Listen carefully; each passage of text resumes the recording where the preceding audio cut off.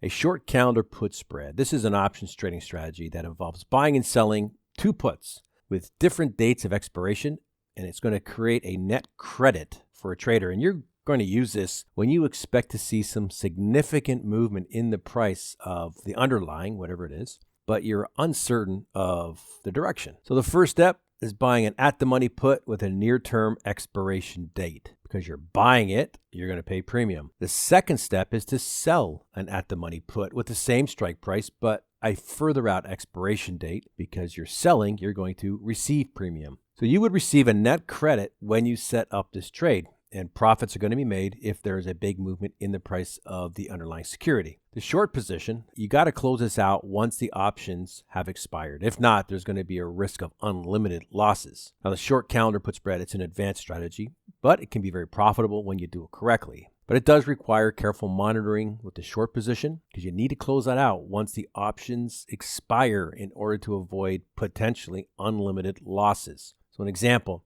imagine you're expecting a big move from Royal Caribbean Cruises.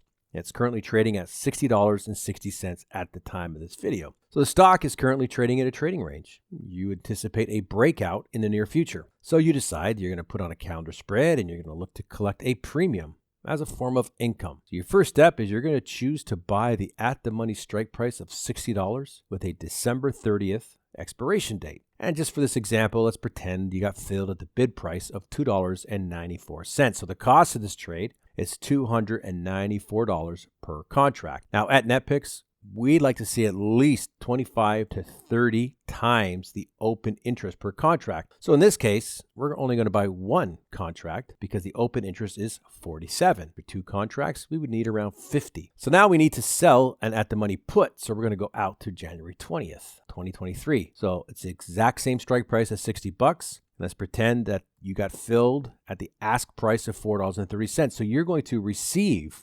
$430 in premium for selling this put contract. Remember, each options contract is 100 shares of the underlying. So you're going to receive a net credit. The $430 that you received in premium, subtract the $294 that you had to pay, $136. That's the difference between what you paid for the near-term put and what you received for the further out put that you sold. Now, the maximum potential profit is the net credit received minus any commissions that your broker is going to charge. So, in our example, the most that you can make on this trade is $136. The profit is going to be made if the stock moves significantly above or below the strike price of the calendar spread at expiration of the put contract that you bought with the early expiration date. So if the stock price falls or rises away from the strike price, the difference between the two puts approaches zero. Your income comes from the full amount of premium that you received for the put spread. Remember, if they're around the strike price, no one's going to exercise those. And overall, only about 7% of all option contracts are exercised.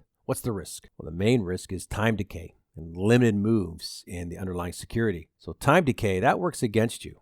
And if there's not enough time for the stock price to move away from the strike price, well, then there's the potential for the premium spread of both puts to get too close and the credit received could be reduced. So the short calendar put spread has limited profit potential if the underlying security does not move away from the strike price and do it pretty soon. If it doesn't, you're unlikely to make anything on this trade. Another risk is if the early expiration date contract expires worthless because the underlying stock price is close to the strike price and you fail to close the put contract that you sold. So you can mitigate this risk by closing the short put when the long put, that's the one you bought, expires. So the short put still has time value in it, but you don't know what that's going to be. It's hard to determine your max risk because a lot of variables go into the pricing of an option. But if you close out that short put and it still has value in it, you can still make some money. Short recap, it's an advanced strategy. It can't be profitable when you execute it correctly. Of course, you got to have the appropriate risk capital to trade this strategy and have a plan in place for getting out of that short positions before they expire. It's really important that you keep an eye on time decay and make sure to close out that short position at expiration if there's no movement in the underlying stock or the market in general. Now, they can provide a nice return if you make sure to take profits when they come and you don't wait too long for the price action of the underlying security to move away from the strike price. And you can learn to trade without all these overused technical indicators because some people have so many of them. We have a price action pattern ebook, totally free. You can find ideal low risk entry points using it. No indicators are really needed. It's a free download again. The